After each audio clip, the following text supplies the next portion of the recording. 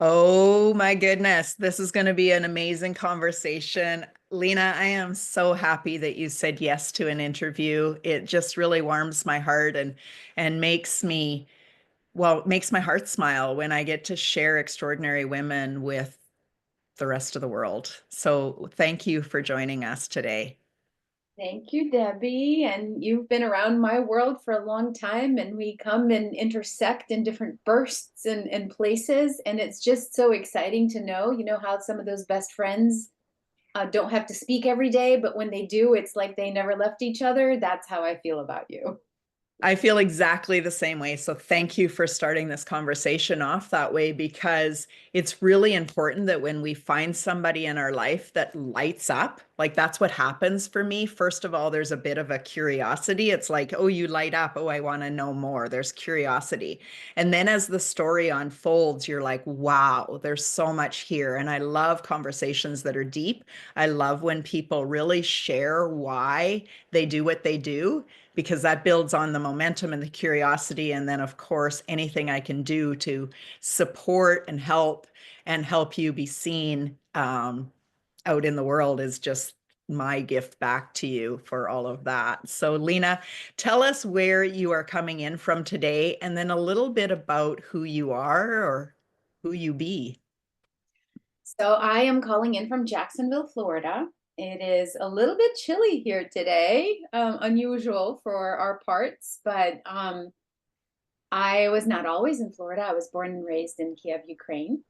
And as a child, I came to the States as an exchange student, and kind of the life took off from there. And honestly, like as humans, we kind of want to plan things and we want to know what's happening and what's coming. And you just had some of those conversations with Ashley touching on, having predictability, but yet still trusting that even if it's completely unpredictable, that you've got this.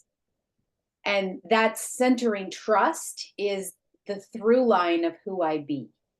Whew, I love that. The centering trust is the through line of who I be.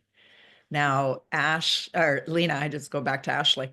Lena, was there a time that that was not who you would have called yourself? Or have you always had that center of trust? Of course, there was a time where I would not, because, light cannot exist without darkness. And the deeper the darkness, the brighter the light, right? So there was definitely a time where I was lost in this cerebral way of needing to know my next steps, needing to know the scientific data, needing to know those peer-reviewed studies, and having that trust be grounded in proof. Hmm. And the switch through some very, very difficult circumstances. I am a stubborn lady. I had to have some work done in terms of getting me to that place of realizing that it's not only impossible to have all the answers and have proof on every single thing, but it's also so much more fun when you don't. Ooh, I love this. Well, let's go through that story. I just want to shout her out in case she doesn't talk about it, is that Lena actually is a best-selling author. I believe number one, best-selling author in a couple categories. I'll let you share that. But also, I want to talk about the book that you wrote because you just said you're stubborn, and the book is called Stubborn Grace. So let's go down that story a little bit because it's extraordinary. So, stubborn grace is a phrase that came to be through my oldest child, actually. My daughter has a diagnosis of autism and she is an adult now. She's 18, getting ready to be 19. And her middle name is Grace. And when she started writing stories about herself, there was this natural dissociation. She didn't want to call it stubborn first name that she goes by. She picked her middle name. And that has been with us for about a decade. And everything is wrapped up into this idea of stubbornness feels a little hard and harsh. and grace feels soft and fluid. And in my life, knowingly or not, that has always been the blend. So I blend conventional medicine because I'm trained in nuclear, and integrative medicine because I'm also trained as an integrative health coach. And that becomes the stubborn and the grace. And when you put it together and step away from this idea of having to have distinct proof on every single point, you end up with something magical that you could not co-create any other way.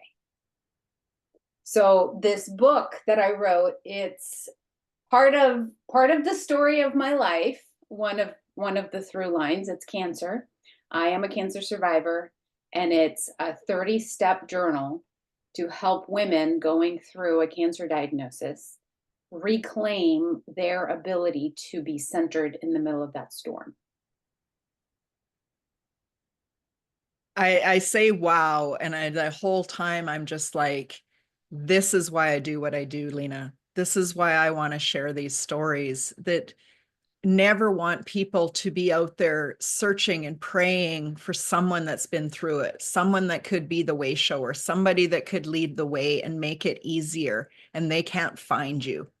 And Mhm. so anytime that we can share each other's stories of extraordinary moves, of empowerment, of our struggles, we're helping somebody else. And there's a ripple effect that's going across the world in a huge way, but also in a very quick way. And so I love when people step into their light and really allow themselves to say, I am that way shower. I am, the things I've gone through are here to help others through. So first and foremost, wow. Thank you for doing what you do. And then let's continue on with this story and this book and this journey. Mm.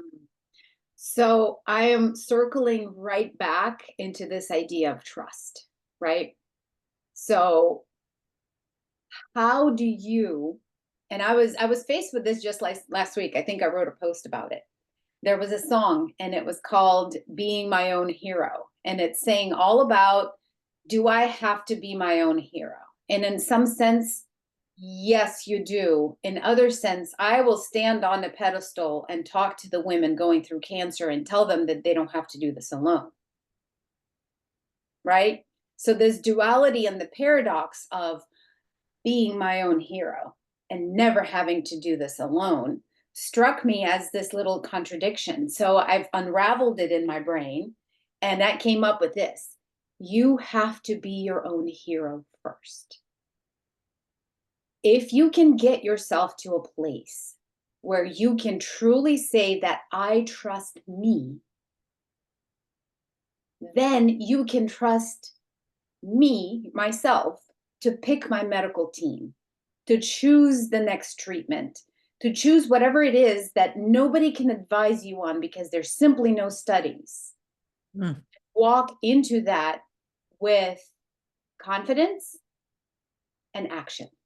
Because what you said earlier, this idea of setting up the community, setting up the baseline, it all leads up to the confidence to take action.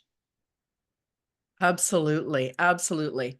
So I know that you are a health advocate. You actually do help people both. Like, I mean, I've had a conversation with you before. You said I actually help between the doctor and the diagnosis and all of the terminology and the patient that's going through the turmoil and the frustration. I help both sides understand each other's language.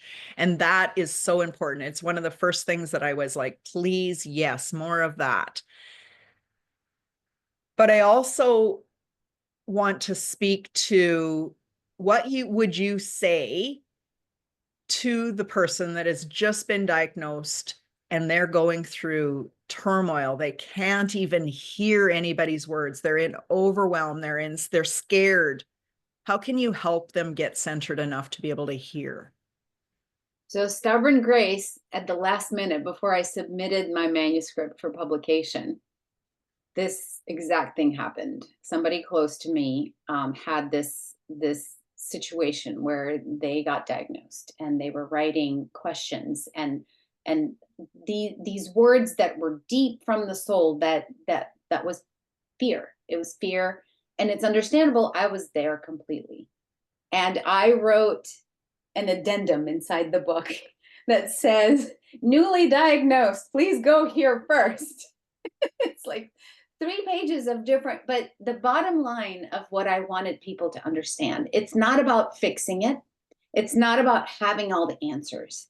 It's about noticing yourself inside of this story, kind of detaching from the fray and seeing your physiology, seeing your brain, your mind, your soul, your everything wrapped into one, and allowing Wow. it for the moment until you get to a place of choice.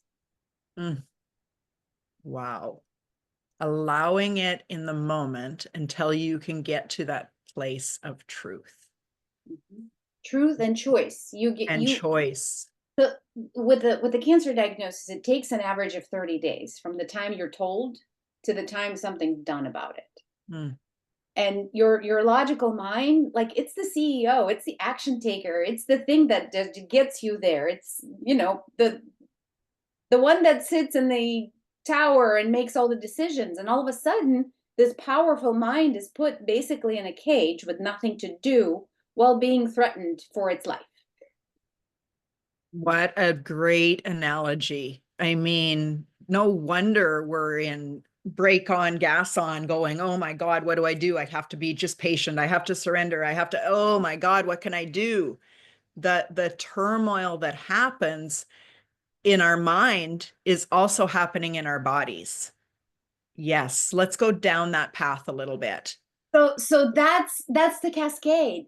Like, the minute you see yourself as CEO only, as if that was the only part of you, the entire being goes down that road of, I am powerful, I am strong, and I am cornered.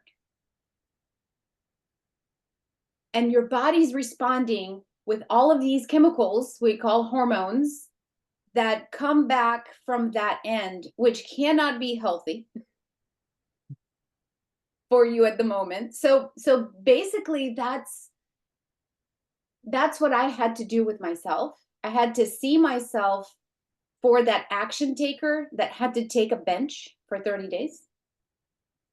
And I had to dive deep and find that quiet part of me that was my soul, my purpose, that little light that shines, that kind of has to be uncovered, but it's so strong and so powerful, but it's never rude, and it will never scream over your mind. Oh my goodness, I love this so much. I know that as an advocate, there was struggles in your journey. There had to have been struggles where maybe a doctor didn't understand why you needed answers, or maybe you wanted a little bit more say in how something was done. Can you take us what it looks like to be your own health advocate? Whoa. So the concept I go to in this is, what is a fearless oncologist? You talk about the doctor. There's not very many of them out there, but I found a few, and now I know what to look for. A fearless oncologist is the one that walks in the room and knows exactly where his or her lane is. They don't walk into the room as a savior. They don't walk into the room as a know it all. They walk into the room as someone who is willing and open to sit beside you and use every single ounce of expertise that they have acquired over their lifetime of doing what they do, and put that up against my expertise that I have acquired over my lifetime of who I am and how my body functions. Mm. There is absolutely no higher, lower hierarchy between us, and they are not scared for me. Oh, I love that. Because the minute someone's scared for me, I feel that they pity me. I feel that they see me as less than, and that zaps away my power. Mm.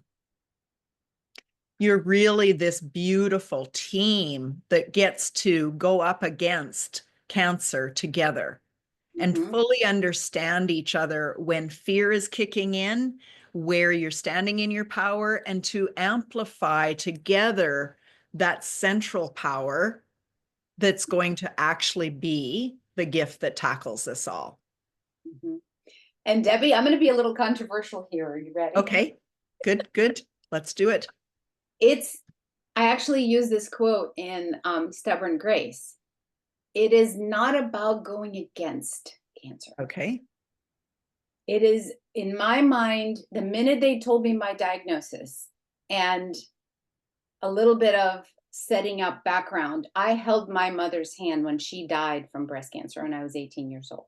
When I was 38 years old, they're telling me this diagnosis. And it was never about whipping out my sword and fighting the cancer, because it was about, I've seen it done. I've seen it done many times by many women in my life. And I knew that that wasn't going to be enough for me. For me, it was this arduous pursuit of reconciliation and, in a way, finding what it's bringing me, finding that little pearl of, and this goes back to trust, because I trust that it's there. And knowing and trusting that I will be here on this earth as long as it takes for whatever it is that I need to accomplish. And I don't have to fear. I love that you took us down this, and it's really interesting to me. These conversations are very intuitive led, and I was really interesting when I even said going against cancer. As soon as the words were coming out of my mouth, I was like, Debbie, where did that come from? That doesn't even sound like you, because I believe that our bodies are actually always coming back into homeostasis. Have an ability to heal themselves, and anytime that a disease shows up, it's actually coming to help us, to teach us to do it. And I get that that feels like no way. Get this out of my body. I don't want it. There's just like this, there's no way. And in fact, as I've said those words to people, because it's a truth that I feel, there's people that have said, well, then that means I'm a victim because I brought this on. And until I can figure out what it's here to teach me, everything's in my life is turmoil and I just want it out. So there's a way of reframing this, and I know that you know it, and I'd love for you to take us down that journey. So when I hear language like, until I can figure out what it's here to teach me, I hear the CEO. Oh, It's this guy up here, or girl, that thinks that it is all about action, masculinity, get it all done, solve the problem, fix it. uh-huh. What this part of me inside, deep inside, has to say is, what if people can live with cancer for decades? Because they can. What if it's not about eradication? It's about getting yourself into a space where you walk alongside it and do your purpose no matter what. What if we talked earlier about hope and possibilities? Mhm. Those two words, what if, bring us Yeah. into an entirely new state of being and open up something that God, source, universe is really wanting us to see. What if? So thank you for opening up that right there. Yeah. Often, especially with a diagnosis and trauma, it feels like we can really go down a path of something that has been there before. Maybe not in those exact words, but there's a through line of like, when this happened, then this happened. So it means this. And just by pausing and calming the nervous system and saying something like, what if? To me, that is a gift from the heavens above for us to go, I'm not only the way shower, but I'm going to show people that there is a different way than following the path that everybody else naturally takes. And I feel like, the conversation with Ashley before and then the conversation with you, it really does feel like that's the through line today here of stepping into your extraordinary.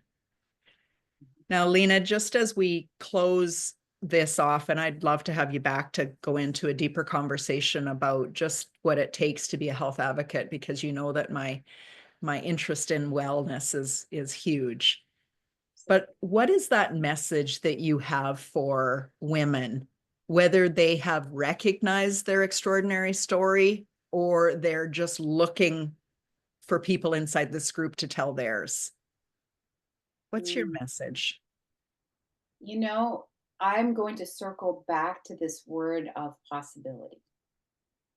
So the message is no matter where you sit inside of this story, even if you don't know what your purpose is, why you're here, and you're just observing other people walking theirs or attempting to walk theirs, because I don't believe all of us know the full story all the time. The what if and the possibility. And if you can tune into this idea of something is possible, then that possible becomes probable, and that probable becomes inevitable. Oh my, I love that so much. Ashley, we touched on you being a best-selling author. I don't think we touched on the piece that this just happened. So do you want to tell the audience where they can find this new book and maybe just a little bit about even the writing process of it? Like, I just want to give you a chance to really hone in on this book and what it means to you. So, Stubborn Grace, if you type in Stubborn Grace into Amazon, it will pop up. It's a beautiful purple cover. It's a piece of art drawn by a woman that was in my life, also a mother of a child that has a diagnosis of autism. And it is a story. It's not really even a story. It's a process. You know how I said I'm trained in conventional medicine, and there's data, and then there's scientific studies and all that. So the book is based on proven scientific methods of getting people to a place where they have a handle on their mental health. They have a handle on their ability to handle hard stuff. Their resilience goes up. But what I did with this is I took this process, this scientific process, and I blended it with my own experience. So when I ask you to consider your baseline or your vision or any of those pieces that are prompted in there, I tell you a little bit of how I did mine. And that gives you that little, you know, make that tiny snowball and then toss it down the mountain and have it wrap in your own experience. So I give you a little snowball of mine and I ask you a question. And as you go down, you end up uncovering things for yourself. Mm. And that's where the beauty of it lies. I don't want to tell people what to do. It's not who I am and what I'm about.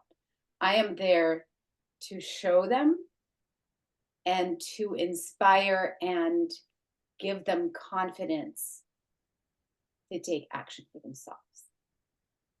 Wow. Thank you so much for allowing us to understand the book and the process and your frame of mind in what you desired for the readers. Now, for me, and I'm going to invite anybody that's watching this either live or the replay, is think about somebody in your life that could use this book, because I right away went to several people that this would make such a beautiful gift for, because these types of books are life-changing. When, especially when somebody's sitting there wishing they had the answers and you're helping them understand they have the answers within. And what questions to ask to get to them. Yeah. Yeah, and the process. Thank you so much for joining us today. Is there any last words that we have left for the table right now? I'd love for you just to have the last word.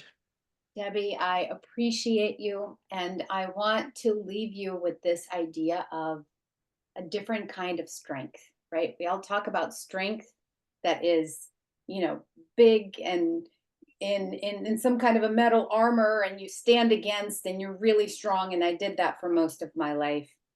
I invite you guys to consider strength that is flexible.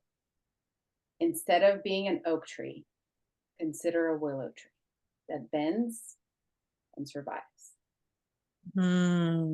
Ashley, thank you so much. I am definitely leaving today with that vision in my mind. Thank you.